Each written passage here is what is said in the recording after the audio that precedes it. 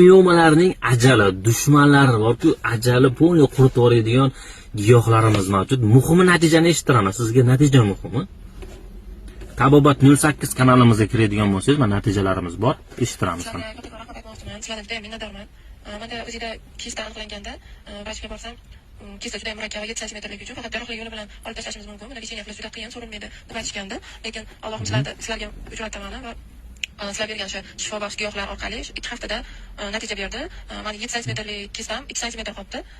Bundan vrachlar ham hayron qolishdi. Sizlarga kattakon rahmat. Sizlar sababchi bo'lasizlar. Alloh shifo berdi. O'rtoqlar, mana qaranglar.